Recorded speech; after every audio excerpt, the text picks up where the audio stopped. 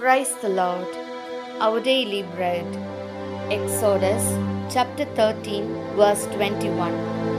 Lord went before them by day in a pillar of cloud to lead them on their way, and by night in a pillar of fire to give them light, that they might go by day and by night. O Almighty God, thank you for giving this wonderful verse. May your presence showers on us. O God, you were with the people of Israel in the cloud by day and in the pillar of fire by night to guide and support them.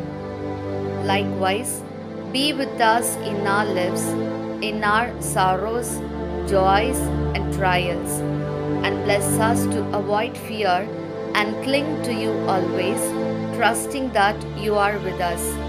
We ask this in the name of Jesus Christ. Amen. அன்றாட உணவு. விடுதலை பயணம் அதிகாரம் 13 இறை வார்த்தை 21. ஆண்டவர் பகலில் அவர்களை வழிநடத்த மேகத்தூணிலும் இரவில் ஒளி காட்ட நெருப்பு தூணிலும் இருந்தார். பகலிலும் இரவிலும் அவர்கள் பயணம் செய்வதற்காக அவர் அவர்கள் முன் சென்று கொண்டிருந்தார்.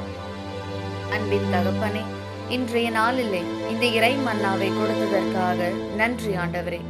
இறைவா, இஸ்ரேல் மக்களை வழி நடத்தவும் அவர்களுக்கு துணையாக இருக்கவும் நீர் பகலில் மேகத்திலும் இரவில் நெருப்பு தூணிலும் அவர்களுடன் இருந்தீர். அதேபோல் எங்கள் வாழ்விலும் எங்கள் துன்பத்திலும் இன்பத்திலும் சோதனையிலும் எங்களுடன் இருந்து தவறான வழியில் சென்று விடாமல் நீர் எம்மோடு உடன் இருக்கிறீர் என்ற நம்பிக்கையில் அச்சம் தவிர்த்து உம்மை எந்நாளும் பற்றி கொள்ள எங்களை ஆசிர்வதியும். ஆமீன். அன்னந்துள்ள போஜனம்.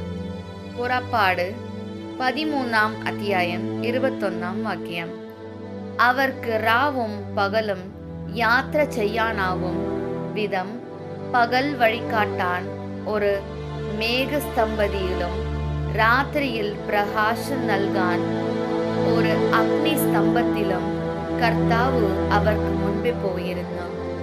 தெய்வமே, இஸ்ராயல் ஜனதையை நயிக்குவான் பகல் வழிகாட்டனாயி ஒரு மேகஸ்தம்பிலும் ராத்திரியில் பிரகாசம் நல்கான் ஒரு அக்னி ஸ்தம்பமாயும் അങ്ങ് കൂടെ ഉണ്ടായിരുന്നത് പോലെ ഞങ്ങളുടെ കൂടെ ഞങ്ങളുടെ ജീവിതത്തിലെ ഉടനിലംക്കുവാൻ ഞങ്ങളെ അനുഗ്രഹിക്കണമേ. ആമീൻ.